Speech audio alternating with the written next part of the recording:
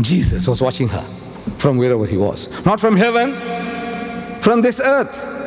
You see, this tomb was a privately owned property belonging to Joseph of Arimathea, a very rich, influential Jewish disciple of Jesus, who could afford to carve out this big roomy chamber, a sepulchre for himself. Around this sepulchre he had his vegetable garden and his country home, where he went for his holidays, for the weekends with his family. It's not out in the bundu that he was planting wheat and corn for other people's sheep and goats to graze upon. He must have his gardener's quarters, people to look after his garden. This is all the scene. And Jesus is there. He sees this woman. He knows who she is. So he comes up to her from behind. And he finds her weeping. So he said, "Woman, woman, why weepest thou? Whom seekest thou?" Doesn't he know? Doesn't he know? Of course he knows. Then why does he ask such a silly question? No, it's not a silly question. Actually, he's pulling her leg, metaphorically. Not physically, metaphorically. He's pulling her leg. Says, "Woman, why weepest thou? Whom seekest thou?" She, I'm reading your Bible. She, supposing him to be the gardener. I'm asking, why does she suppose he's a gardener? Do resurrected bodies look like gardeners? Huh? That we all, when we are resurrected at the end of time, everybody wakes up as a gardener. So the wife doesn't know that whether this is a husband or father or grandfather, everybody is a gardener. Her son, she doesn't know who's who. Is that how it is? No, the resurrected bodies will be yourself. Everybody will be able to recognize you. It will be the real you. So why does she suppose he's a gardener? I said, because he's disguised as a gardener. Why is he disguised as a gardener? What for? I say, because he's afraid of the Jews. Why is he afraid of the Jews? I say, because he didn't die and he didn't conquer death. Had he died, and if he had conquered death, there's no need to be afraid anymore. Because the resurrected bodies can't die twice. You ask me, who says that? I said, your Bible. Paul says, it is ordained unto all men once to die, and after that the judgment. You can't die twice.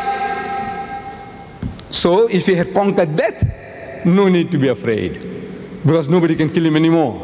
But he had escaped death by the skin of his teeth.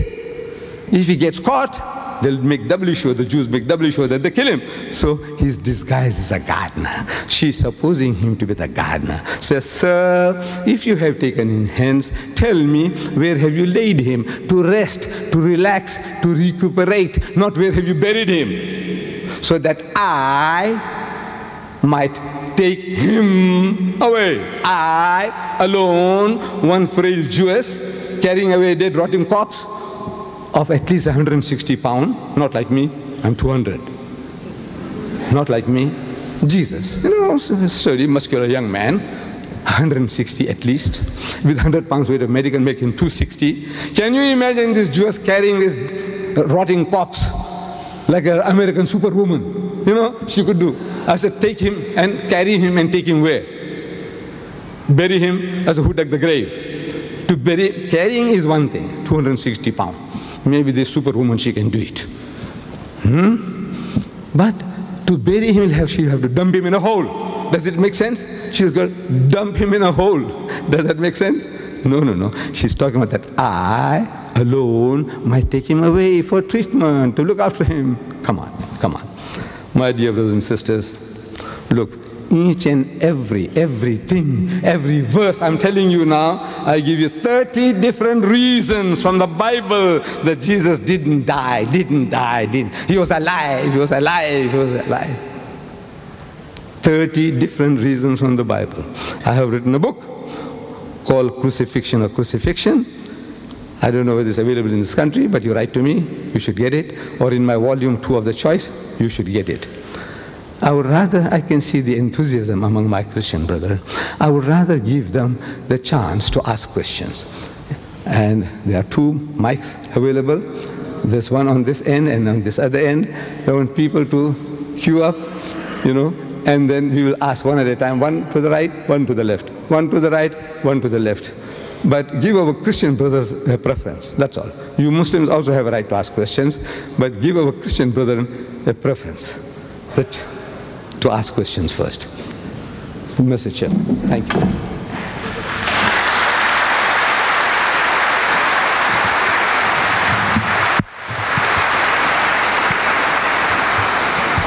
Thank you. To start question time, would you please queue along the outside aisle? So once again, I'd ask you all to show your appreciation. Some takbir for Sheikh Deedat. Allahu Akbar. Allahu Akbar. Allahu Akbar. Well, we have a number of people ready to ask questions. I'll hand the microphone over to the Sheikh. Which side do you want to take first? We'll take, because this brother happened to be the first. I admire him. I should congratulate him. You were the first man to get up for asking questions. You have the first chance, my brother. Right, sir, that question I'm going to ask you from the Quran, and I will read it in Arabic. So please, for this English spoken, it's very hard to translate it for me. If anybody, he can translate it, all by me, after my reading, go ahead. My brother, I make it easy for you. I make it easy for you. I gave you the Quran already. No, you own the Quran already. Open that Quran and read it in Arabic and read it, the translation. Look, I gave it to you already.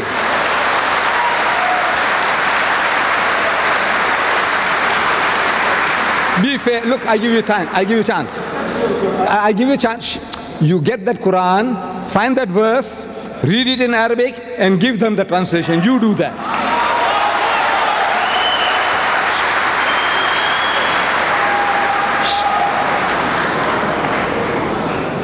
Yes, my brother.